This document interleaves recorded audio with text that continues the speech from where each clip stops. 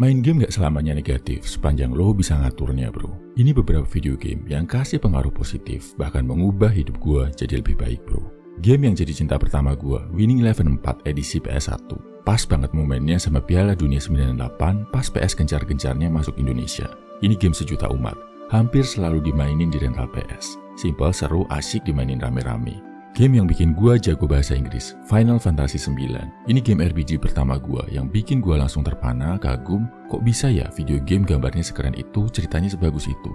Bikin gua ngerasain berbagai emosi dari game, padahal gua nggak terlalu paham ceritanya karena belum bisa bahasa Inggris. Sejak saat itu, gua bertekad, harus jago bahasa Inggris biar bisa paham sepaham-pahamnya.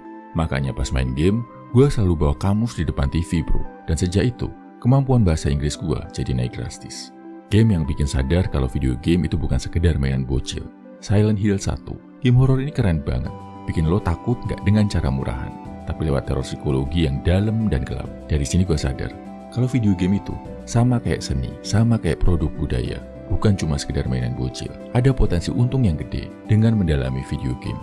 Game yang pertama kali bisa bikin gue cari duit dari game, Ragnarok Online. Mulai dari jualan karakter, bantu naik level karakter, jualan item, dan sebagainya. Gue nggak tahu ini legal atau enggak, tapi sebagai anak SMP, ini nungguin mental bisnis banget bro. Dimana lo nggak cuma cari dopamin dari game, tapi juga mulai mikir cari cuan dari dunia nyata. Game yang bikin gue bisa hidup dari video game, bukan sekedar jadi duit ya bro, tapi jadi duit gede yang bisa dipakai buat makan, biaya sehari-hari, sampai bayar kuliah S1, S2 di luar negeri. Gamenya adalah The Elder Scrolls Skyrim V. Ini game beneran bikin gue kagum. Lo bisa jadi apapun yang lo mau, berpetualang di dunia fantasi yang gak ada habisnya. Mulai dari satria pembuluh naga, vampir kejam, mengubah nasib suatu negara dengan ikut perang, atau mau jadi petani dan rakyat jelata biasa, juga bisa bro. Dari Skyrim, gue mulai bikin website dan blog video game, diisi sama walkthrough, review, tips, dan trik, dan ternyata website game gue meledak, jadi gue beneran bisa hidup dari game ini. Game yang bikin gue lepas dari kecanduan video game, dan jadi lebih rajin kerja.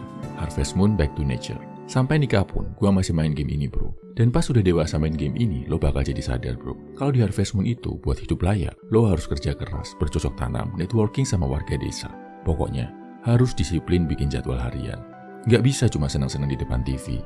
Lucunya sekarang, tiap kali main Harvest Moon, gue jadi sadar, habis nge-game, gue harus disiplin dan beneran kerja keras di dunia nyata. Gue malu bro, kalau di Harvest Moon gue kerja keras banget, tapi di dunia nyata, cuma santai-santai.